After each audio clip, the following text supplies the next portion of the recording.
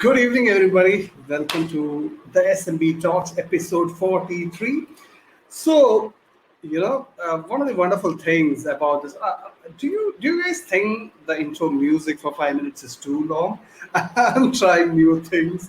I kind of like it because it gets me in the right energy to talk with an exciting guest who is taking time out to come on the show. So, one of the best things happened today. I posted a video about this episode on LinkedIn, etc. One of my connections, I haven't spoken to her, I haven't interacted with her anytime. She messaged me privately and said that, Vivek, you're looking so tired in the video. Maybe is everything all right? So that's the beauty of social media, right? People known unknown to you can reach out to you and offer help. Boy, and what a crazy week this was, too much of pressure, too much of unnecessary entropy in the professional life. But that's fine. That's fine. I look forward to this 8 p.m. on Friday for SMB Talks because we have amazing guests coming in, right? So today, this is an extension from last month. Last month, we have dedicated to Mental Health Awareness Month. So we have been doing some good sessions on mental health with some of the beautiful experts. I still remember my conversation with Dr. Raghavan. That was very, very nice. So many insights from these practitioners, and it has blown my mind. So I'm just waiting for my guest to join us. She is here.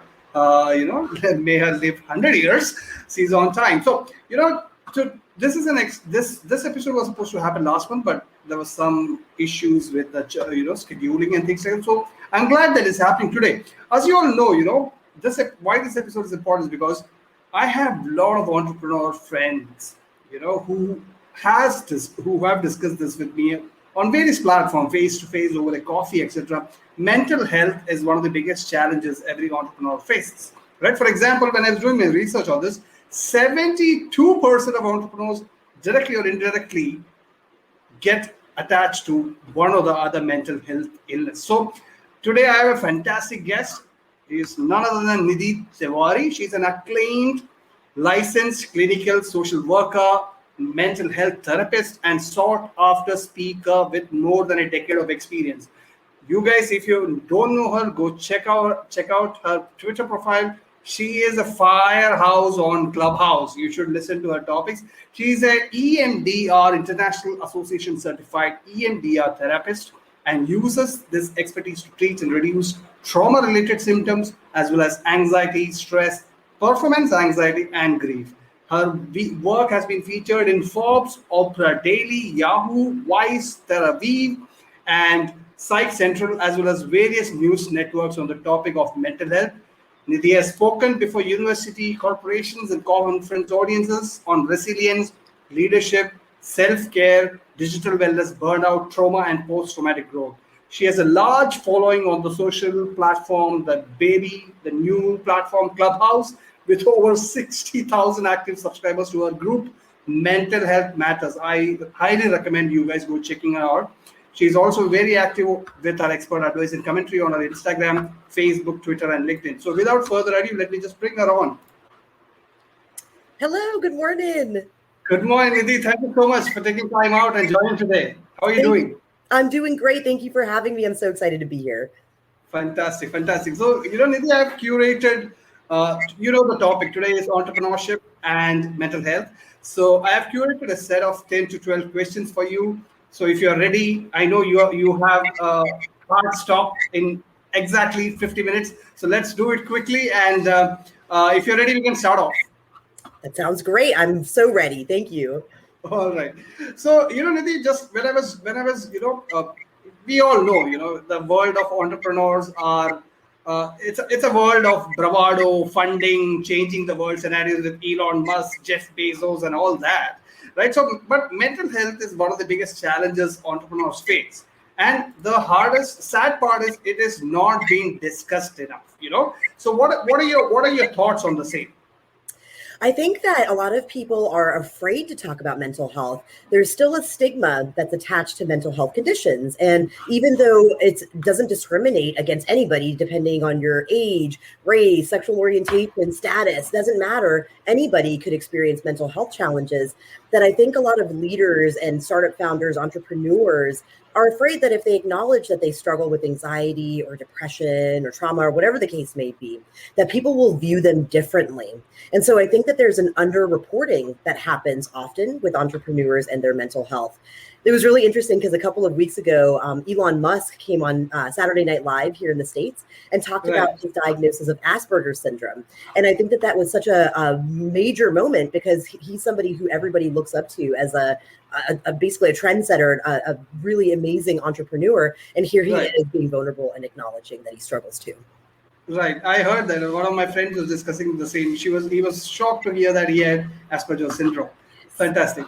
All right. So, when I was doing the research, I could see that some of the recent stats showed that 30%, 30% of entrepreneurs are struggling with clinical depression. So according to you, what are the common reasons behind these kind of alarming trends? So there's multiple factors that play into major depressive disorder. Some of them are biologically based. So if you had a predisposition, a family history of major depressive disorder, then your environmental factors like the stress levels, for example, at your job can trigger up some of those symptoms. Some of what comes with major depressive disorder is, changes in appetite, changes in sleep, difficulties with motivation, losing pleasure in activities. And I think that, when there's major triggers and major stressors at hand, that it can bring up those same symptoms. That being said, though, many people are able to cope with major depressive disorder or clinical depression and still function at a very high level. And you'd be amazed at how many people are at the top tiers in various organizations and have these diagnoses. They just don't talk about it. Right, absolutely. All right. Mental health, when it comes to, entrepreneurial world, it's a topic which has still a stigma attached to it. So why do you think, what are some of the reasons behind that case? There's, depending culturally, right? There's a stigma depending on the culture. And even here in the United States, in India, all around the world, there is still a stigma that comes with mental health, right? People think about individuals that have mental health conditions as quote unquote unstable or crazy, right? But that's a really unfortunate label to place on people because like you said, these statistics are alarming. There's a significant portion of the population that struggles. So the stigma is because people feel that if they admit that they struggle with something, others will think that they are less than and that they're incapable.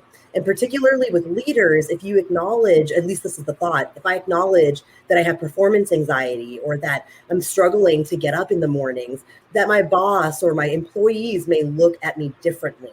And that prevents people, the judgment prevents people from wanting to speak up and be vulnerable. Now, here's the thing, though, leadership is shifting. And what we're finding is that the days of very stoic leadership, the people that never speak about anything, they're disconnected from their teams. And their teams don't feel as though they can be open and vulnerable with the leaders. And so we're starting to see a shift where vulnerability is becoming more of a superpower for those in leadership positions, especially entrepreneurs. Fantastic. Let that trend catch on as soon as possible.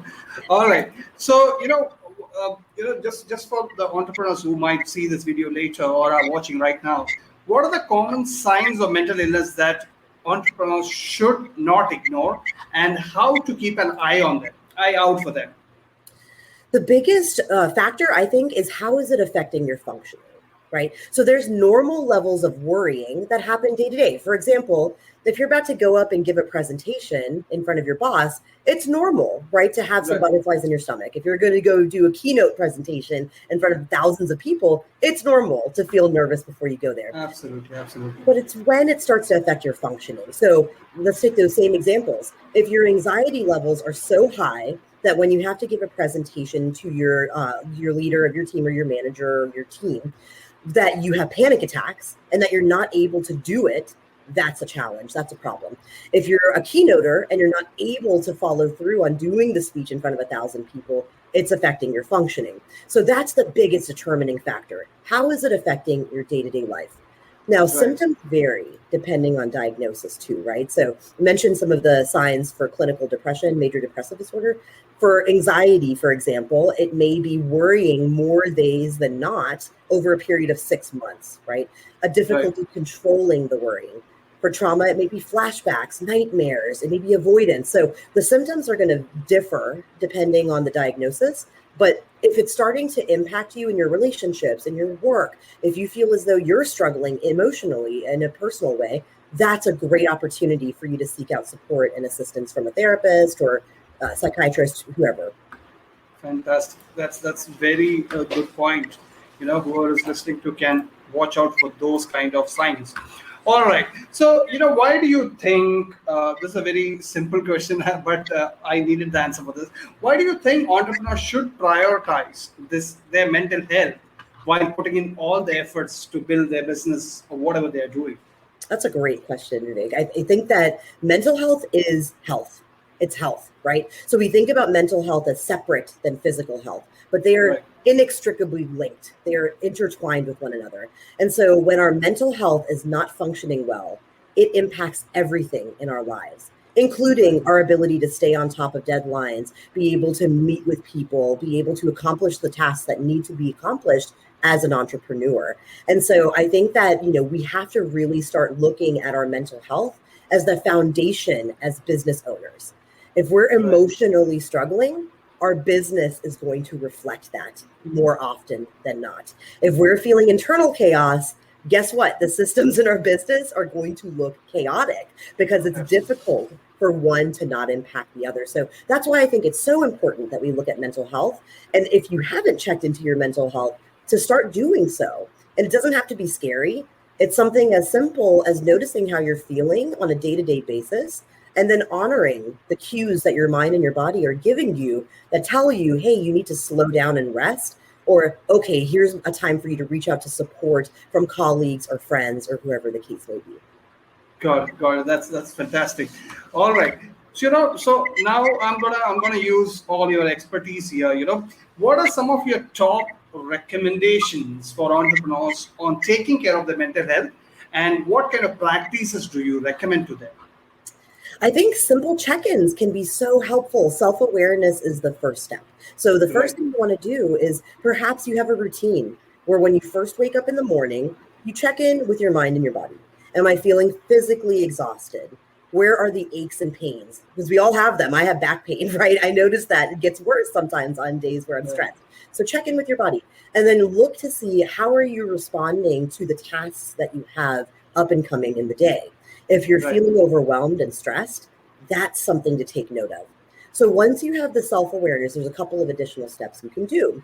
Then you take care of your mental health and well-being by calming your nervous system down.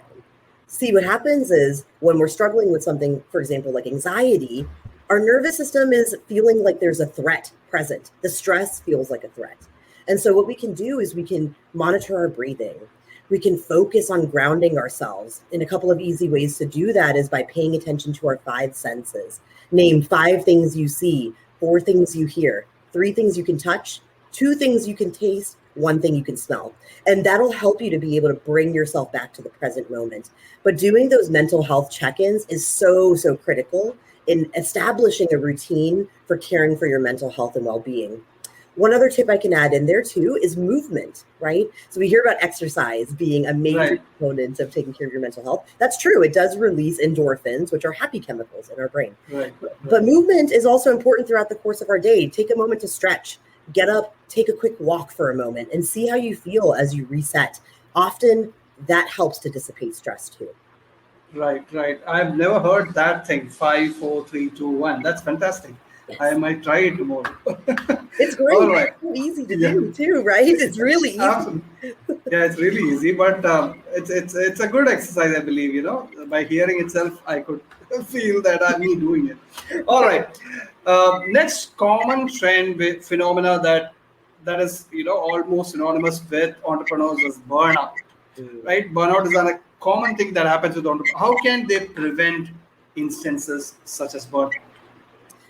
Burnout is so pervasive. This is such an important topic, Vivek, because I think that people don't even realize they're on the verge of burning out.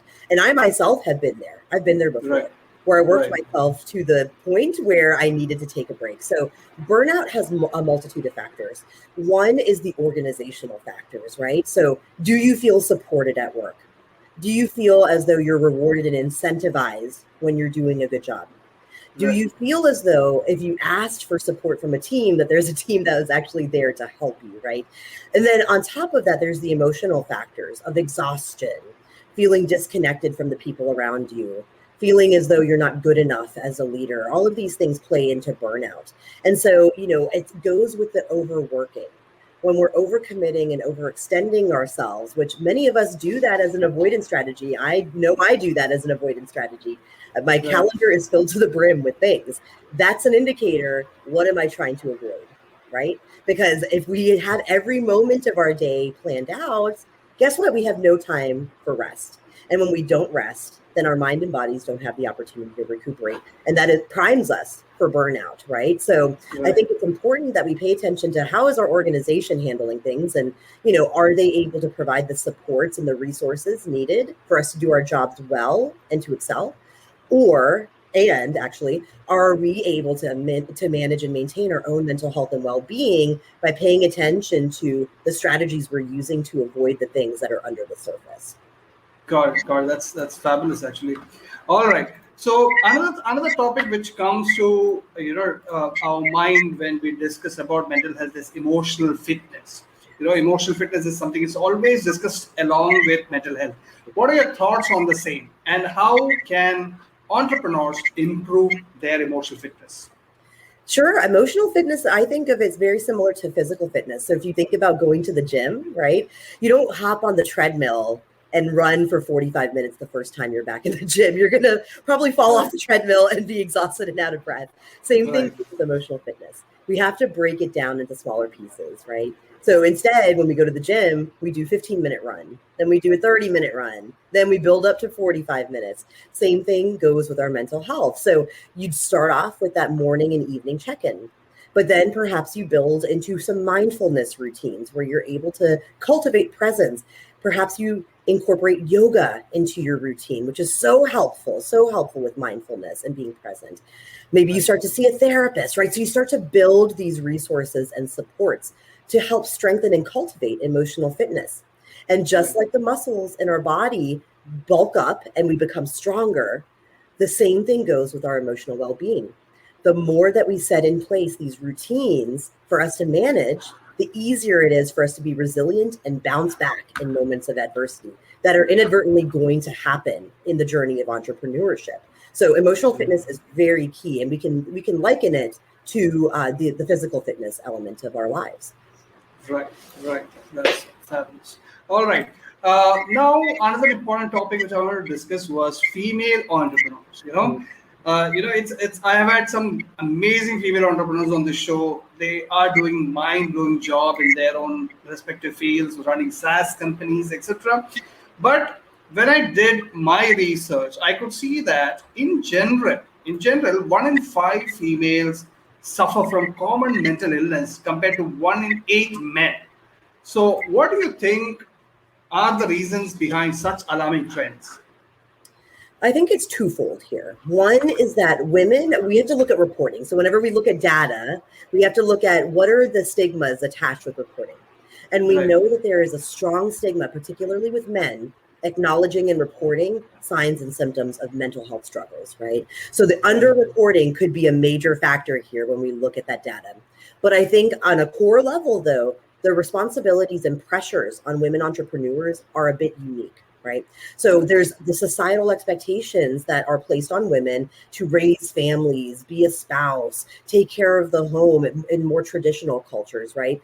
And then on top of that, you're adding the responsibilities and the stressors that come with opening your own business and leading a team underneath your business. That can compound, right? That's a lot of stress for one person to handle. So I think that is also a contributing factor for why there is an alarming trend when it comes to women.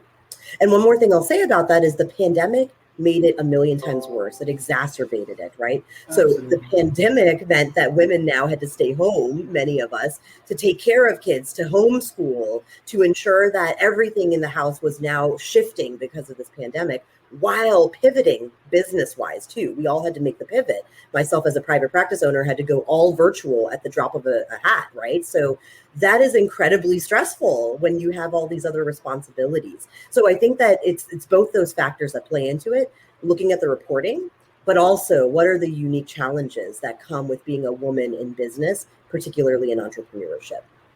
Right, right. As I always say, women always have superpowers, and thank God for giving them that. It's a tough situation sometimes. All right. So I want to get your advice for female entrepreneurs and leaders on how to prioritize their mental health. Mhm. Ooh, it's tough, Vivek, because I just said all of these challenges, right? We've got all of these things in play here. The most important piece is we have to take care of ourselves. We can't be martyrs, right? Somebody once told me that we have to be able to fill our cup to the point of overflowing and then serve others from the overflow, right? Right. So we can't pour from just our cup. We have to be able to be so full of recuperation and time to take care of ourselves that then we can give to others. And so I think that that is something that often may not be felt as though it can be prioritized because of all of these competing demands, but we have to prioritize it. One of the things that I do as an entrepreneur, and we know the grind is intense. There's so many different tasks that come with running a business. You have to schedule in the self-care. Just Right. like we schedule in every meeting that we attend, everything in our day is on a calendar. We have to do the same when it comes to our relationships as well as our personal well-being. So that means if we want to go to the gym, we schedule in time to go to the gym. If we want time away from the kids and family, if you have kids and family, you plan that, you put it in the calendar. If it means that you go out to hang out with your friends, that is something that you intentionally include in your day-to-day or weekly programming, right? So I think it's really important that for women especially, that we don't become martyrs, that we acknowledge that we function better and are better able to serve ourselves and others when we're well taken care of. And then we have to prioritize it by putting it into our schedules and then following through on the self-care that we have established. Absolutely, absolutely. That's very nice practical tips there. All right. So since you are here and you are an expert on performance anxiety, we all have this. Can you share your thoughts on how individuals can manage performance anxiety? Sure. It's very common, first of all, even for Right. leaders, even for high power CEOs, right? Right. Many struggle with performance anxiety. So there's a couple of routes to go here. So I'm an EMDR therapist, as you had mentioned in the introduction, which means that I look at how memories impact our present day functioning. And often what I found, especially when I've worked with high performance athletes or those high performance CEOs, that there have been experiences earlier on in life where perhaps they gave a presentation in front of a class and their teacher chastised them, or they applied for a promotion and were rejected, right? Right. So now there's an anxiety that's developed around performance. And so I think it's important that we look at the root causes. Where is this coming from? What is it grounded in? And then we address those experiences. So typically, we would reprocess and help the brain to make sense of those experiences so that they're not coming up any longer.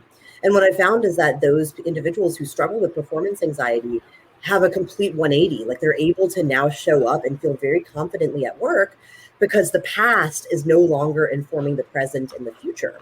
So that is really important when it comes to any type of challenge in the way that we're performing, whether that's performance anxiety or what we call imposter syndrome. That's another buzz term that you hear these days. Right. Right. Those are all rooted in early experiences. So if you're listening and you struggle with this, be thinking, when did this start for me?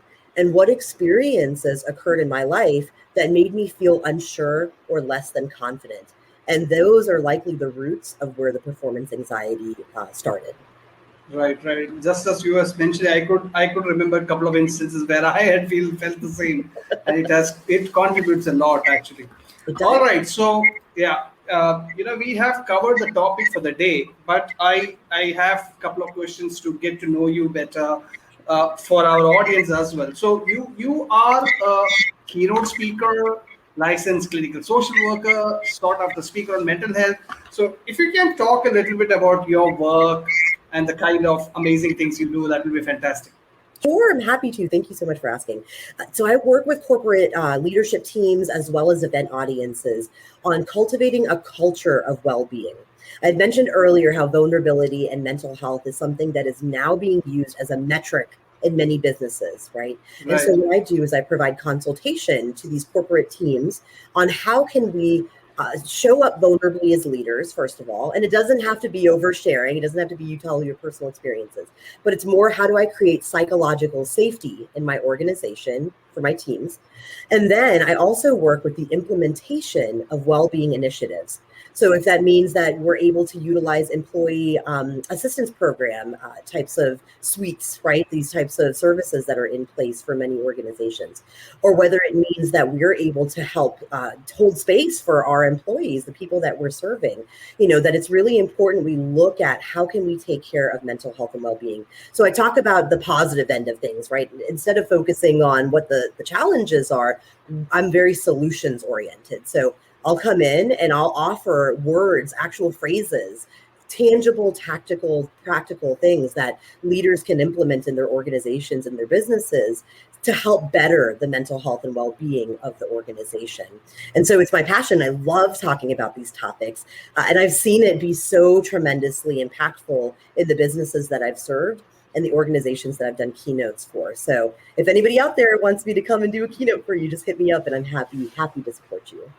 Absolutely. Your passion reflects in your voice and your energy when you're talking about the topic. Fantastic. Right. So my last question today, this is a question I ask all my guests since this show started during pandemic. How has COVID-19 impacted you and how is 2021 going so far? Wow. Oof, that's a deep question. I know. COVID has been rough, right? And I'm sending love to everyone in India because I know COVID has been very hard there. So I wanted to send my love. COVID has been hard. It's been tough, right? So I had opened my business in January 2020, 3 months before the pandemic. And this was my first venture into entrepreneurship. And of course, as we all know, things had to pivot tremendously come March 2020. But my private practice has been thriving because, as we know, many people have been struggling with their mental health and well-being. So that element, my business has been doing great. However, there's an emotional toll that comes with navigating a pandemic, especially as a helping professional.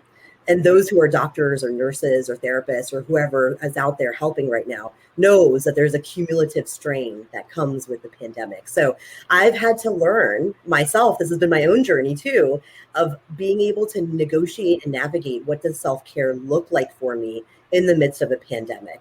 What are ways that I can give myself grace when I'm struggling? And that has been a really meaningful journey for me because I was the overworker. I literally had every minute of my life planned, and the pandemic forced me to push the pause button. And that allowed me to get in touch with what was happening inside. And so I've been able in the last year to come such a long way in my own inner journey. And now in 2021, as here in the States, vaccines are getting rolled out. I know same in India, things are starting to very gradually reemerge as normal. And it's been so wonderful to be able to have this growth journey over the course of 2020 so that I can come out stronger in 2021. So I'm excited to say so many cool things on the horizon. And I'm glad that in some ways, this pandemic has been beneficial, in many ways horrendous, but in some ways has allowed me the opportunity to grow in a way that I didn't expect myself to. So that's a great question. Yeah, I'm a firm believer that this pandemic was a reality check for all of us. Yes. We were taking our life for granted, and this was like a pause button, and we all got our priorities set in place. I hope so, because it's been too many months of pandemic now.